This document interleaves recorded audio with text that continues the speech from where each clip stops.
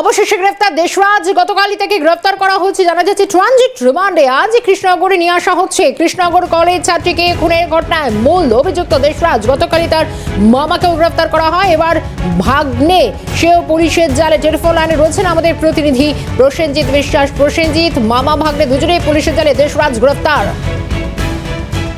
একদমই দেখো সবিশটা, অবশেষে গ্রেপ্তার দেশরাজ। গতকাল তাকে গ্রেপ্তার করা হয়েছে। ট্রানজিট রিমান্ডে আজকেই তাকে কৃষ্ণনগর নিয়ে আসা হবে।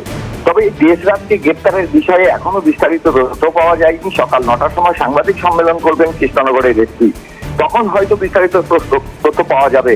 গত সোমবার কৃষ্ণনগরে ছাত্রীকে গুলি করে খুন করে চম্পট দেয় এই দেবরাজ। ঘটনার পর থেকে উত্তরপ্রদেশে গা ঢাকা দিয়েছিল দেবরাজ এবং তাকে গ্রেপ্তার করতে কৃষ্ণনগরের কোতোয়ালি থানার পুলিশের 3টি দল উত্তরপ্রদেশে রওনা দেয়।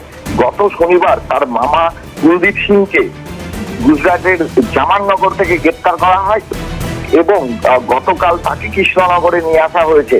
দেশরাজের বাবার বিরুদ্ধে গ্রেপ্তারি পরোয়ানা জারি নিয়ে রাজস্থানের জয়সলমীরের উদ্দেশ্যে রওনা দিয়েছে পুলিশ। দেখো, এই ঘটনা নিয়ে রীতিমতো যে বেগ পেতে হয়েছে পুলিশকে তা কিন্তু কষ্ট, কারণ গত 25 তারিখে এই ঘটনা, তারপর থেকে কিন্তু দেশরাজ উত্তরপ্রদেশে গা ঢাকা দিয়েছিল এবং সেই ক্ষেত্রে কিন্তু ও অনেকটাই সেই দেবরাজকে লুকাতে বা পালাতে সাহায্য করেছিল তার পরিবারের সদস্যরা।